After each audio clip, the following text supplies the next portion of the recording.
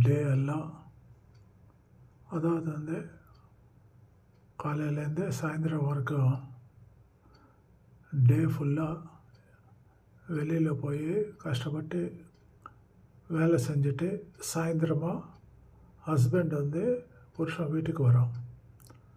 சரி, கை காலை கழுவிட்டு வந்துட்டு சோறு சாப்பிட்றதுக்கு உட்காடுறோம்.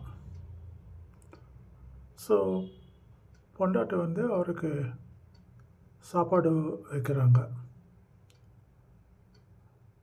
அதை கொஞ்சம் சாப்பிட்டுட்டு புருஷன் வந்து பொண்டாட்டிக்கிட்ட கேட்குறாரு, ஏதாவது துவையல் ஆறு சட்னி ஆறு ஊறுகாய் அந்த மாதிரி ஏதாவது இருந்து கொஞ்சம் வைக்கிறியாம்மா அப்படின்னு கேட்குறாரு. அதுக்கு அர்த்தம் என்ன, நீங்கள் அவருக்கு சாதத்தோடு கொடுத்த கறி வந்து சரியில்லைன்னு அர்த்தம், அவருக்கு பிடிக்கலன்னு அர்த்தம்.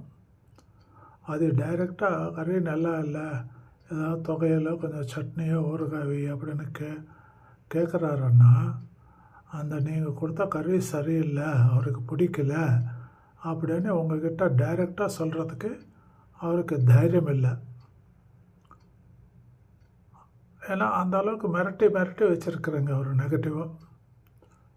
ஏதாவது சொன்னால் நான் ஓடி போயிடுவேன், அம்மா வீட்டுக்கு போயிடுவேன் அப்படின்னு சொல்லி. சரி, ஏதாவது வேறு ஏதாவது தொகையிலோ சட்னி இருந்தால் கொடுமா அப்படின்னு கேட்குறாரு. அது புரிஞ்சுக்கோங்க தாய் குலமே, இந்த மாதிரி எத்தனை வீட்டில் நடக்கிறத தயவு செஞ்சு புரிஞ்சுக்கோங்க.